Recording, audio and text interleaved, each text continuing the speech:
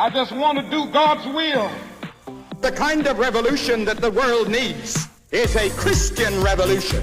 If you want a miracle, you've got to expect it to happen. You are the recipients of God's grace and God's blessings, and you rejoice in that reality.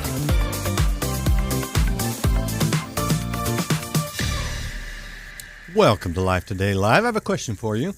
How is your temple? And I mean that in a New Testament sense. Your body. How are you taking care of your body? And you know, you may know this, you probably know it by now, but you really can't rely on, someone else to take care of your health. I mean, yes, we have doctors that help us and things like that. We're going to talk about that today. But at the end of the day, you're responsible for much of your health. When you need help, you go get it. But on a daily basis, it's just you and yourself. And what you put into your body matters.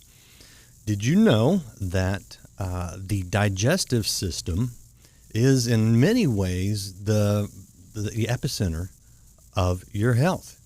Well, I've got someone today who talks about that, deals with that on a regular basis. He's an expert. He's a doctor. He's actually a naturopathic medical doctor. His name is Mark Stengler, and he has a book that is called The Holistic Guide to Gut Health. And I'm chuckling because the chat is open, by the way, and hello, Judy. And yeah, the healthcare industry is not enough, she says. She's exactly right. So we're going to give you some practical things that you can do to take care of your own health, and you'll feel better for it. So appreciate you guys being here. Chat is open if you want to be a part of this conversation. Dr. Stengler, welcome to the program. Great to have you today. Hey, thank you so much for having me. So the book, The Holistic Guide to Gut Health, right?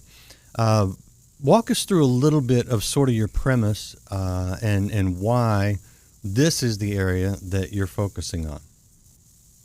Well, it's always been a traditional mindset that the health of the gut greatly influences the rest of the body. So what I did in this book was I went through all the research, and is this really in the research where the gut affects all the different parts of the body? Again, traditionally, if you look at Chinese medicine, European medicine, naturopathic medicine, herbal medicine, all these traditional fields have said, look, the gut health really influences the whole body health. And so what I did in the book is I went through all the medical research, and I've seen this in my practice over 30 years to be true. And lo and behold, in all the mainstream medical literature, they have found the gut connection to virtually every part of the body, whether it be your skin, your hair, your vision and eyes, your brain, your hormone balance, your muscles and your joints, how your immune system works. They're all intricately connected to your gut health. So the gut really is the gatekeeper to the body.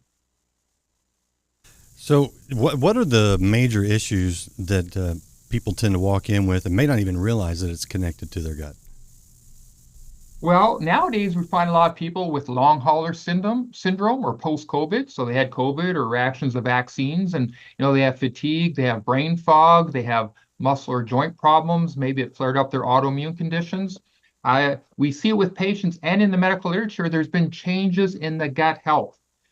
Things like the microbiome, the bacteria balance is off in the gut, and this whole condition called leaky gut syndrome, which, as I address in the book, is a real medical condition where in the small intestine, where you should be absorbing properly, absorbing the right nutrients, not letting certain toxins to be absorbed into the bloodstream, that becomes an issue. So anyone really with chronic health conditions, post-COVID, people with chronic muscle and joint pain, stiffness, discomfort, people certainly with autoimmune conditions, rheumatoid arthritis, lupus, Sjogren's syndrome, Hashimoto's thyroiditis of the thyroid. So basically, people who have chronic health conditions, and they can't seem to really get on top of them. They can't improve them, or they have to keep taking drugs to mask the symptoms. Yeah. You have to be suspicious. There's some gut problems going on there. How do you know? I mean, if someone's got ongoing issues and the doctors can't figure it out, how do you know whether you're even looking in the right place? Yeah, good question. Well, really two ways. First, based on the patient's symptoms. Are they having regular bowel movements? Do they have problems with things like acid reflux? Do Do they have a lot of gas and bloating? Do they get abdominal pain? These are obviously signs and symptoms. There are some imbalances going on in the gut, gas and bloating, but we can objectively measure these things with tests. One test is a test where you measure leaky gut. So when you're having this malabsorption occurring in the small intestine, and the small intestine is not healthy, then you can measure that. There are blood tests. And they measure these proteins called zonulins. And so the body, in its intricate design, it releases these proteins in your small intestine to heal up a damaged small intestine. So that alerts you to the fact there is a problem going on in the small intestine. As well, you can do stool tests, and you can see inflammation in the gut, leaky gut as well. And so you can see with these tests, you can confirm that there is this problem going on. So now, correct me if I'm wrong, but it's my understanding that just because you go get like a blood test, like I just did a routine physical recently, and they do a blood test. Do they always check for these things, or do you have to request it? No, it is not a routine test. Absolutely not. No, they got to be specially ordered. But there's a number of labs that can do it, and they can be tested for. But you're right, it is not routine testing, and unfortunately, your average doctor does not look for the connection between the gut and whole body health. And so it's a big problem that's missed. And it makes sense. 70% of your immune system originates in the gut. So whether you get infections easy, maybe you're battling cancer, or if you're in the more than 50 million Americans who has an autoimmune disease, a lot of that is originating from the gut. And I do talk about that in the book and the research which has proven that. Interesting. So you mentioned COVID. What's the relationship between a virus and the gut? Well, what they've shown in the studies is actually the spike protein does also reside in the gut, as well as the blood vessels of the gut. And they have shown in research, as I described, you get unfavorable changes in the microbiome. These trillions of microbes in your gut, which should be working synergistically with our immune system, with our digestive health. And so COVID has been shown to cause disruption, imbalance in the microbiome. And then when that happens, not only do you get digestive problems, loose stool, gas, bloating, whatever it may be, but then you get changes in how your immune system is going to function, because we now know the microbiome has a very direct effect on the immune system, and then that affects the whole body. Interesting. Okay, yeah. So someone's ahead of me online. What about the medications, the COVID shot, for example? And I know that probably the research really isn't there because it's fairly new in the RNA technology. But just generally, some of the things that we take to cure us, are they complicating things at times? Oh, absolutely. I mean, this drug-induced disease is a very common problem in America. The most well-studied thing when it comes to the gut and causing leaky gut syndrome actually are the non-steroidal anti-inflammatory drugs. So like your acetaminophen, your ibuprofen, things people take for aches and pains. These are very well studied, showing that they damage not only the stomach and cause ulcers and gastritis, but cause leaky gut syndrome. So that small intestine lining becomes damaged. So when I have patients who are on these medications for whatever reason, long-term, you pretty much can assume they probably have some degree of leaky gut. And so now you're starting to get into problems beyond the muscles and the joints. You're getting problems in the gut and then, the whole body, because you're developing this leaky gut syndrome. Mm-hmm. All right, we're gonna talk about some of the things that we can do to deal with it, but I kind of want to keep going on the idea of the ramifications. Question: does an imbalance in your digestive system affect things like mood? Yes, matter of fact, that's been one of the most well-studied categories, if you will, between gut health and whole body health, has been mood. So in the last 10 years, there's been multiple studies showing that imbalances in the gut predispose people to things such as anxiety and depression, and in the cognitive function too, like memory, concentration, brain fog, focus, and things like that. So even the drug companies know this, and they're very much involved in research, trying to come up with, drugs and probiotics and things to treat mood disorders because of that. So yes, we now know for a fact that gut health certainly impacts mood. So where does somebody go with that? Because there are other things that can affect the things you're talking about. And so, when if I'm dealing with anxiety, I mean, is it because of what I'm dwelling on, or is it because of a leaky gut? Is it because of a medication I'm taking? I mean, this obviously you can't diagnose every individual, but are there some general guidelines as to what someone should do when they're trying to figure out just what to do? Well, absolutely. And let me just mention quickly that, people aren't aware, and a lot of doctors aren't aware, you produce more neurotransmitters in your gut than you do in your brain. People have heard of chemicals like serotonin, for example, which makes you feel calm and balanced. You produce more of that in your small intestine, the specialized cells there, than you do in your brain. And so this is why the gut impacts the mood so much. So, if you have, ongoing digestive symptoms, gas, bloating, loose stool, constipation, acid reflux, you got to be a little bit suspicious. Maybe you're on proton pump inhibitors, antacid medications, blocking your stomach acid. So your absorption could be affected. That could be another thing. Or let's just say maybe you've been on supplements or medications, you get a certain amount of improvement, but you can't go beyond that. Then you got to look deeper, things like the gut and the microbiome balance. Address that, as a factor by itself for a few months, and then see if your mood improves beyond where you normally would be. There's really no risk to doing that. All right. So this is the book. It's the Holistic Guide to Gut Health. And, I usually do this at the top of a program. When we say gut, I mean, like my dad, we did a broadcast show where we talked about the gut, and he kept thinking like a beer gut kind of thing. Not that he drinks beer, but he does not. But you know what I'm saying? He kept thinking too much fat around the stomach. But that's not what you're talking about when you say gut. Were you talking about large intestine, small intestine, and other organs? Well, yeah. I mean, the gut technically can be from the mouth, to the rectum. But in terms of what I'm talking about, mainly focused on the small intestine, which actually is 28 feet, of your gut. And within there, you have the surface area of 2 tennis courts where the absorption of food should be taking place, as well as trillions of microbes like bacteria and yeast and things like that. So it's very, very influential. People think of the large intestine as being the main kind of part of the gut, but no, it's the small intestine. Your large intestine is about 8 feet, but your small intestine is 28 feet with a lot more surface area in it. How do you get all that in there? Okay, so you keep mentioning this term, your microbiome. And I know people are probably familiar with probiotics.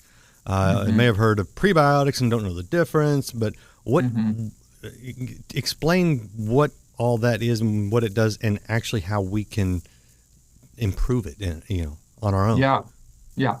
Well, the microbiome historically is referred to those microbes, microbes in the gut, mainly bacteria. However, we now know we have naturally occurring yeast in our gut, which play a synergistic or healthy role.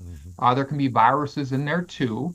And so we do have these microbes. God has designed the body so it actually uses these microbes to help our immune system, keep inflammation under control, to fight off bad bugs. But when we take things like antibiotics, pain medicines, we're eating the standard American diet with a lot of sugar, devoid of nutrients, low in fiber. We're under high stress. Maybe you're drinking chlorinated tap water. All these things imbalance, these naturally occurring bugs in our gut. And then that leads to not only digestive illness, but whole body illness as well. But what I talk about in the book, which is very interesting, we now know that there's more than just a microbiome of the gut. For example, our eyes have their own microbiome. Our mouth has its own unique microbiome. That's why why dentistry is so important now, because we know people with gum disease and the bacteria that cause that also predispose people to heart disease and other problems systemically. We have these different. Our skin has its own different type of microbiome, which plays a protective role too. So it's beyond the gut now. But the key thing is we know that the microbiome in the gut, it influences your other microbiome. So there's an axis from our gut microbiome, say, to our eye microbiome, to our skin microbiome, etc. So that's why the gut still is kind of like the master player, regulator, if you will. So I guess if we're going to start somewhere, that's the best place to start is dealing with that. And so how do we improve that? Is it just a matter of going to, get probiotics, or changing our diet? What are some of the basic steps we can do? Well, I think the most important thing is start with the diet, because the diet's what's either going to feed your good microbiome, create a healthy lining of your small intestine, or it's not going to do that. It's going to lead to a diseased area. So I am a big proponent in the book what I call the modified Mediterranean diet. People have heard the Mediterranean diet, but I use a modified version.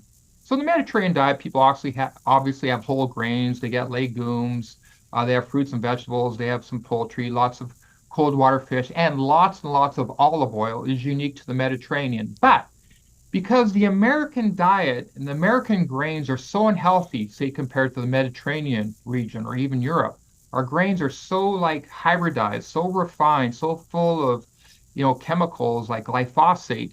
They're different. They're not healthy, even quote whole grains. So in my modified version, which I do give meal planning in the book, we get rid of those bad grains so people can feel much healthier, their gut can heal. So diet's number one. Number two, I would say, see if you're on medications which destroy the gut, like we've talked about, the pain medicines. See if there's other natural ways to deal with the pain. Alcohol has been shown in many studies to cause leaky gut problems. Many studies on that. People who are gluten sensitive or gluten allergic, definitely many studies showing that causes leaky gut.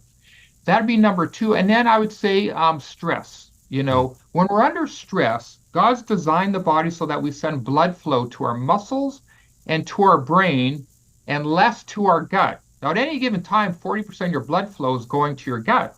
So when we're under chronic stress, we're not handling stress well, we're going to get less blood flow to the gut, less messaging to break food down properly. And so we're not going to break down, absorb our food properly. Randy, it's not only the food that we eat that's important. You've heard the adage, you are what you eat, but really it's more than that. It's what you eat and what you absorb. Because there's some people who do eat quite healthy.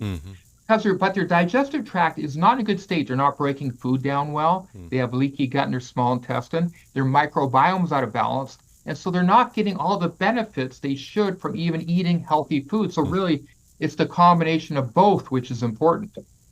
So the diet and the absorption, is that what I'm hearing? Yes. And then lastly, we want to put things in when people need more help. Then we use the probiotics, the prebiotic supplements, gut healing, natural nutrients God's designed, like aloe vera extract, the amino acid glutamine, D-gel licorice. I talk about the studies which have shown they help to heal up the lining of the gut. So all the things that you just mentioned, the things that we can take to, supplement, are they all equal, or are there some that are kind of worthless?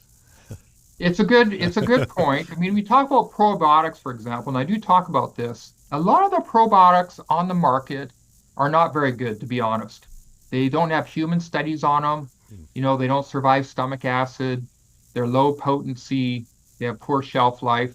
So I always tell people use probiotics which have human studied those strains that you're using, so you can know what to expect, what kind of results. So if you run into people, and I see them in my practice, and you run into them too. Hey, I took a probiotic, it did nothing for my gas, my bloating, my constipation. Well, what did you take? Well, you took a product which was marketed well, but has no human data on it. It's probably isn't going to do anything. So it doesn't mean these things can't work, but fortunately, there's a number of products out there which have human studies and do work very well for people. And is that the kind of thing that they have to publish, or because if you don't find anything, does that mean they don't have the study? Or because like my wife orders them regularly from a big warehouse store, and I'm like, is that really doing any good?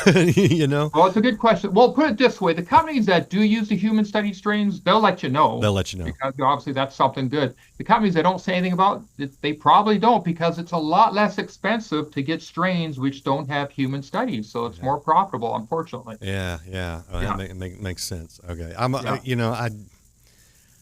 I think we've all, if you're of, if you've got a 5 or a 6 or 7 in front of your age, right, you've probably been through that experience where you're like, okay, I really need to take more of this, and you're like, nothing. And you just start to go, am I doing any good? How do I know if I'm doing any good? Fortunately, the internet, if you don't believe everything you read, you use it in the right way to research, you can find out what you're talking about. And some of the ratings and reviews, I make sure that there's lots of ratings and reviews before I believe it. And it's not just, everybody in their marketing department leaving a review. But is it up to us? Obviously your book is a great help, but not you can't see everybody. You know, and Right, you work right. in San Diego, and somebody in Ohio is probably not going to show up at your office. But is it really up to us to take control of this? Well, in the end, yes. I mean, you have to be the one responsible. Now, that being said, fortunately, there's a lot more providers like myself around the country. So most major cities are going to have integrative doctors like myself. So yes, do your research, consult with experts, reputable experts, and then make decisions on what you're going to do. But really, for people to have good health, currently or preventatively, you've got to be using these nutritional approaches because we're in an environment now with the food the way it is, Yeah. people, eating out, with the stress, with the environmental toxins. You've got to be proactive in your health, or you end up like most people and start having chronic diseases. Yeah, yeah. All right, I want to hit a few of the foods real quick. Someone's asking about fish oil. Fish oil generally healthy for you? I mean, the more purified types. Again, you can get fish oil which have third-party testing showing they're pure and potent. Yeah. And so you can get products like that where you can actually look that up. Yeah. But yes, in general, I like fish oil. You mentioned alcohol and sugars, and I'm assuming you mean processed sugars. Yes. If there's anything that we could cut out of our diet that would help our overall health, our gut health specifically, would that be in the top 5? Oh, absolutely. Yeah. The processed sugars, the refined grains would be probably in the top 2 or 3 for sure. Because they do a couple of things. They feed the bad bugs and they create inflammation in the gut and, the whole body. Yeah. Yeah. What about what else is in your top 5? Like if you're like, just don't eat this, you'll be better off. I got mine. I'm curious what your list would include. Well, besides, the simple sugars and the alcohol, the main thing we find honestly with patients would be 2 common food sensitivities, and that would be cow's milk products and wheat products. Now, that doesn't mean everyone has a problem with them, but tons of studies showing they cause gut problems, whole body problems. So it's good for people to try for a period of time. Go 3 or 4 weeks without dairy products, without wheat products, and just see if you notice a real obvious improvement. Your digestion, your energy, your cognitive, your mood. And it's kind of a good test to do. I'm always shocked how many people do better by at least restricting those foods rather than eating them on a daily basis. Yeah. Okay. So that's an interesting point, which is that not all of our bodies are the same. Right. Not all. I mean, I have, coffee, which it's half and half. It's half whole milk and half coffee. And I don't, that I'm aware of, have any issues, but I've never tried just cutting it out for at least 2 weeks to see what happens. Yeah. I mean, that sounds like really a pretty good idea, especially if you're dealing with something and you're not sure what it is. Take the big culprits and isolate them and just see what happens. Is that fair? Well, that's true, Randy, because here's the thing. When you're talking about, say, food sensitivities, most reactions people get to foods are delayed. They're not immediate. So you don't get reactions within seconds to minutes. You may not know, it may take a day to 2 days before the symptoms are caused by the food. So it's not an easy thing for people to recognize because these reactions are delayed. So therefore, you've got to give it some time to be able to assess to see how it's affecting you. Yeah. You have a problem with coffee itself? Because, man, you take my coffee, it could get out. Well, patients ask me about coffee all the time. You might like this answer. To be fair, coffee has many positive studies on it. We know people that drink coffee have lower rates of Parkinson's disease, lower rates of liver cancer, for example. And it's one of the best antioxidants in the diet. Now, that being said, obviously you want a coffee which is, hopefully organic and doesn't have pesticides and heavy metals in it and stuff like that. But coffee in of itself actually is a very healthy food. Now, obviously there's some people, they've got gastritis and acid reflux, and they may need a low acid coffee, which you can get because it powers that. But I can't say coffee in itself, the way God's designed coffee beans, it actually is a very powerful medicine for its antioxidants. So, in of itself, it's not bad. All right. Well, that means we can continue having this conversation. I don't have to cut you off. One thing I did cut out years ago, I've been really pretty good about it. I'm trying to think of the last time I had it, and I can't even remember. And that's deep fried foods. Mm-hmm. Fried stuff, is that a good thing to avoid? Absolutely. That's definitely in the top two or three, I talk about in the book. Absolutely, because you're getting these fatty acids, which from fried foods, which are basically foreign to the body, and they create inflammation big time. Yeah. So without a doubt, that's why actually at my home, what we've converted to in terms of like when we're cooking foods, which normally you would fry and all that, I'm a big fan of the air fryers. We're using, you know what I'm talking about? Yeah, I've got one. Yeah. I really recommend people move towards that or baking as opposed to, less of the grilling and charring and all that, because that's where you get in the carcinogenic compounds form. Now, that doesn't mean you can never barbecue and all that. I mean, you're in Texas and, I like to have barbecue once in a while, but if you do it on a regular basis, that can be a problem. So I'm a big fan of the air frying, if you will. Yeah, I like that quite a bit. And you know what's funny is after not having fried food for a long time, I was at some event and they had some fried chicken. And I mean, it smelled really good, and I thought, I've been doing really well. I'll try. Boy, I felt it. I mean, you talk about some stuff being delayed. I felt that pretty darn quick. And it's amazing how your body will attune itself to better habits to the point where I ate it once and I was like, I really don't want that again. Somebody had donuts this weekend at church in between services and they're like, you want a donut? I'm like, I really don't, because I don't feel good when I eat that much sugar. I mean, I'm the same way. I mean, for the few minutes of pleasure you get, you might get several hours of, Oh yeah, yeah. And I've had a donut fairly recently, and it's a reminder. But my question would be, I mean, can we train our bodies to respond to good health, to enjoy eating healthier as opposed to the junk? And assuming that we can, I think your answer would be yes. How long does that take? Because I found that, when you stick with something as a discipline, it turns into a routine. It actually turns into a pleasure. I miss my salads if I don't get a good salad, Yes, you're exactly right. It takes about 2 weeks, Okay. to look at the research. Okay. You got to remember food addictions, whether they be sweets or any other type of thing. I mean, based on the research, they're just as difficult for people to get off of as to some, hardcore recreational thing people might think about, like marijuana, heroin, for example, pain medicines. They're that kind of a effect on the brain. And actually, the food companies in their own research have recognized this. The food companies have done research. So this amount of sugar, this amount of salt, this amount of fat is very addictive to their product. They know this information and the way the brain works. So yes, it takes about 2 weeks to clear that. You get your natural, healthy taste receptors back. And then, yes, when you start eating the fruit instead of, the refined sugar products, the sweets, the candies, the soda pops, you will be fulfilled eating those healthy foods. You will retrain the brain. That is true. Yeah, I don't want to disparage the best ice cream in the country, but after I had an accident and couldn't eat solid foods for months, I'd get the big tubs, and it says like servings 16, and I'm like, I'm lucky to get 3 out of this thing, right? And because I couldn't eat much else than ice cream, and Jell-O and salt. Oh yeah. And I was like, okay, after a while, and I could eat again.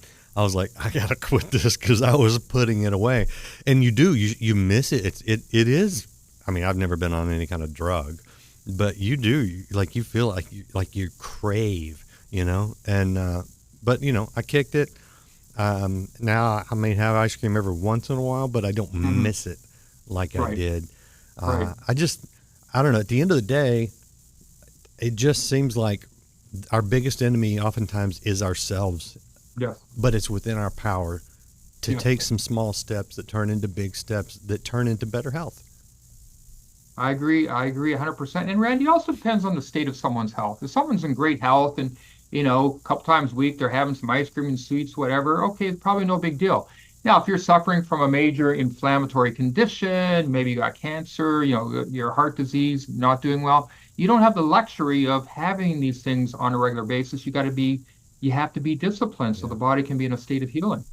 Yeah. All right. Well, good information. Obviously, you guys should follow up and take control.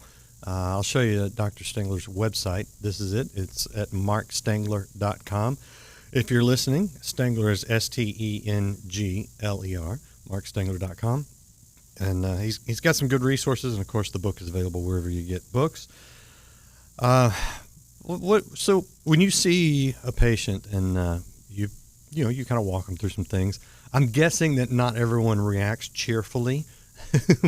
What do you say to someone to maybe just kind of get them in the right frame of mind to take better control of their health so that they will feel better? Because, without a little hope, this can just be overwhelming, can actually cause more stress. Right. Well, when they come in, let's say they're going to make a diet change. I mean, I've had some people when I tell them, hey, you're going to have to really cut back on your sugar dramatically, your chocolate, and you almost see tears coming out of their eyes, Chocolate. I mean, literally, tears. Yeah. But I tell them, hey, look, after seeing almost 30,000 patients over the years, here's what you should expect. Like you're in pain or whatever, or you got your fatigue problem. If you do this, you can with a high expectation over the next 1 to 2 weeks, see a dramatic improvement in your quality of life, the symptoms that you're experiencing. I mean, this isn't theoretical. This is what I would expect for you to see. So, letting them know what they should expect by making these changes. There's really only upside to it. And it's, they should do it. So normally that does motivate them. Yeah. And if you're, getting up there like me, don't just do it for yourself. Do it. I got 2 grandkids now. They're both real young. I'm expecting a lot more. I want to be out there playing with them, enjoying life. And if you don't have good health, it makes it real hard. So if not for yourself, do it for others. But yeah. And I like to enjoy the things that I like to enjoy and get outside and do those things. And I know the better I take care of myself, the longer I'll be able to snow ski and things like that. All right, great. Is there anything I missed? I appreciate the information. And for a lot of you guys, this is just the starting point. You're going to need to go pick up the Holistic Guide to Gut Health, wherever you get books, and actually do the things. But thank you, Dr. Stengler. I appreciate you. Oh, thank you. Appreciate it. Appreciate you guys out there. If you know somebody that could use, a little kick in the backside to say, hey, look, take care of yourself. You can do it. We can do it. That's the good news. Hit that share button. And if you haven't liked, followed, or subscribed, please do that. You get notifications of more helpful interviews just like this one. And the book is available. Looks like this. You can get it wherever you get books. We'll see you again next time here on Life Today Live. Above all